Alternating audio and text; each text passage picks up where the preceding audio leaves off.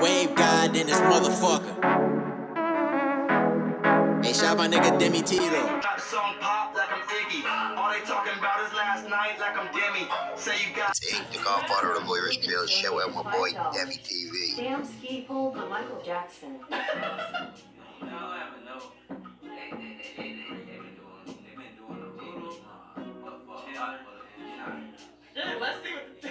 Let's see what the chat thinks.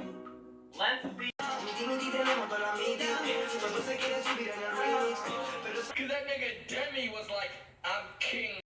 What's up, Dean family, Dean Nation? Today we're doing a reaction to presidential pets, a brief history. We're gonna get a history on pets that presidents had, I guess, you feel me? And if you're new to the channel, like, comment, subscribe, and share the video on all social medias, and comment below what reaction you want to do next, and check out the original video in the description box below.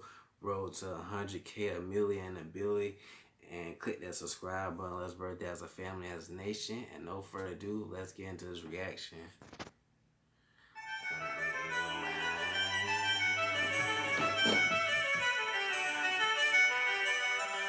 Hey adults, so most of us are aware of at least one animal companion to the commander-in-chief. All but 3 presidents have owned some kind of pet during their term, and there's good reason for that. Not only does a lovable mutt serve to humanize an otherwise larger-than-life figure, but their cute antics can also be a great distraction when needed. Huh? Drone strikes? Never heard of her. Hey, we're doing a photo op with this dog that shares a name with my vice president's son, because, you know, that's not weird at all. But as it turns out, dogs and cats are just the tip of the iceberg. There have been a lot of quadrupedal occupants of the White House, even with Lewinsky. So today we'll be going through just a few of the more interesting ones. Going back to the beginning, Washington and critters galore. So they had pets back then? What the fuck? Including 4 black and tan slur hounds that he named Drunkard, Taster, Tippler, and Tipsy. They sound like... Bro, what the fuck? That nigga was drunk when he named them dogs. What the fuck? Santa's reindeer were all alcoholics, which would be a shame because Rudolph's red nose would no longer be of note. John Adams had 3 dogs that presumably spanned the alignment chart, being named Juno, Mark, and Satan respectively. Not a joke. Jefferson kept around 40 sheep during his presidency, one of which was a 4-horned Shetland ram, though nameless. That shit crazy. Wait a minute. I wonder that. This shit interesting, bruh. Satan better wasn't been no slave either. The ram soon became famous for killing a young boy on White House grounds. Rather than immediately destroying the animal as we'd expect today, Jefferson just had it moved back to Monticello. It was eventually put down, but only after it single-handedly killed several other rams at the estate, which just goes to show how Jefferson operated. Random child, not the best optics, but that can be forgiven. But my own property, that's a bridge too far, Rambo. John Quincy Adams' wife Louisa practiced sericulture, which is a fun word for silkworm keeping. As a side note, sericulture has been going on since at least 3630 BC, which is kinda nutty, because that means we domesticated worms to turn their goo into clothes before we figured out how to ride a horse. Jackson had an African gray parrot named Paul. Disgusting as shit. What the fuck?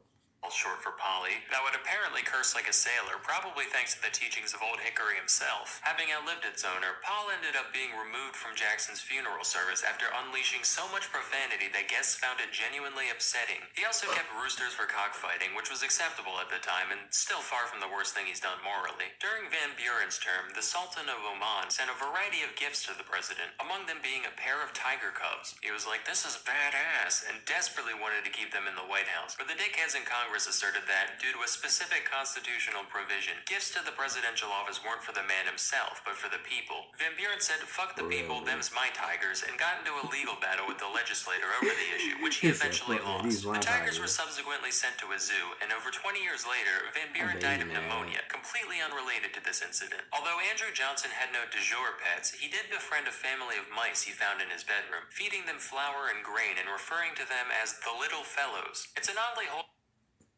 something to hear from someone who essentially set the trajectory. Dirty as shit. What the fuck? You feed mice at your house out of hole? What the fuck? Victory for the next Oh, 100 years hell of no. black disenfranchisement. Oh, I Mr. know his Johnson, we house was still like have a country to rebuild. Get out of my room, I'm Brokeness, getting that's red it. pilled. What the Taft fuck? had 2 cows during his term. The first of them was named Mooly Wooly, and she died a year and a half in after, quote, eating too many oats. Mooly was promptly replaced by the far more dignified Pauline Wayne. She was a real dime of a heifer, which led Taft to show her off at the International Dairymen's Expo in And Milwaukee. this people, how they basically replace you with your jobs and etc. or entertainment or whatever you're doing in life, you feel me?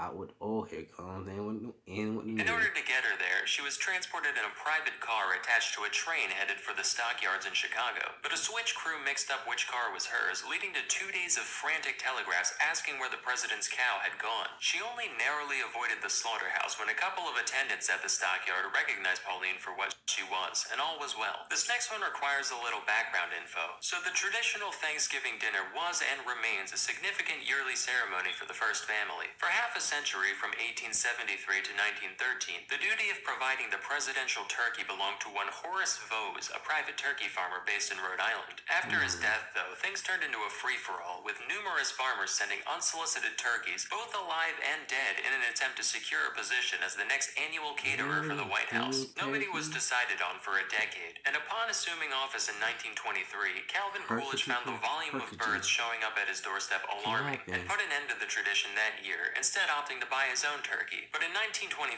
after much outside pressure, he caved and was immediately flooded with not only turkey, but a variety of increasingly exotic animals to eat. Among them was a live raccoon he received the following year. Coolidge was, at the time, blissfully unaware of the intricate dance performed on the pallet between a wild animal eating that's just forward yet ephemeral gaminess and heady seductive musk when one submits himself to the experience of a toothsome raccoon fillet, and as such he decided to keep it as a pet instead. Dubbed Rebecca, the creature soon came to be a core member of the Coolidge family. She ate as well as any of them, being fed things like shrimp and persimmons, and she was particularly fond of eggs. Given free reign over the house, Rebecca's hobbies reportedly included unscrewing light bulbs, uprooting houseplants, and playing with wet bars of soap in the bathtub. She was so beloved that she even had her own treehouse built for her in the White House yard. When the Coolidges made way for the Hoovers, Rebecca was forced to vacate her post, but the new first family soon found that they had a squatter on their hands. The new tenant of Rebecca's treehouse was a wild opossum who, rather than being evicted, was adopted by the Hoovers in a similar fashion to Rebecca, albeit from a farther distance, mostly just saying, yeah, that's ours now. He was given the name Billy Possum, which is a reference to our old friend Taft. See, as the man following Teddy Roosevelt in the White House, Taft had some big shoes to fill. So during his term, some enterprising young dumbasses approached Taft with what they claimed would be the sequel to the teddy bear. They called it Billy Possum, which is itself a reference to the president's fondness of possum and taters, a dish he famously requested at a banquet in Atlanta as an act of goodwill towards the South and its culture. Taft found the idea amusing enough that he gave the green light, and many thousands of Billy Possums were produced. Given their total obscurity today, it's clear these toys were a massive flop, and there's a few reasons for that. For one, trying to force fads at all is like trying to push water uphill, but also the story of Roosevelt refusing to shoot a tied-up bear has a bit more symbolic poetry to it than it's a possum because he like possum, he a fat boy, eat him up good. Couple that with the constant character assassination that the opossum as an animal has received from ignorant urbanites, and it becomes obvious that this thing was doomed from the start. But anyway, that's where the Hoover opossum got his name, and his exploits were pretty limited outside of temporarily filling in as a mascot of a local high school. In 1961, Soviet Premier Nikita Khrushchev gifted a dog to the Kennedys named Pushinka, or that possum that don't mean no metaphor for niggas. Fluffy. And while it is normally rude to look a gift dog in the mouth, an exception can be made. That nigga back there on the picture right there. When the single biggest threat to the free world insists that said dog should live with the president. Pushinka was x-rayed, put through metal detectors, and given ultrasounds out of fear that someone implanted her with a listening device. Fortunately, though there may be bugs in some of you mugs, there ain't no bugs in she, and Pushinka remained a Kennedy for the rest of her days. While truthfully, the gift was likely given as a simple act of good faith designed to reduce Cold War tensions, Pushinka was also the daughter of Strelka, who, during Sputnik 5, became the first mammal to make it back from space alive. So I'd like to think of it as more of a passive-aggressive space race flex. Like, yeah, our astronanimals are so alive, they're making babies even. Hope looking at this one constantly reminds you of where you stand. With that, I hope you found this highlight reel enlightening. It feels good to know that while Congress has always been a zoo, so too has the White House at times. That's all for today. Till next time, I'm Salmonella, and you...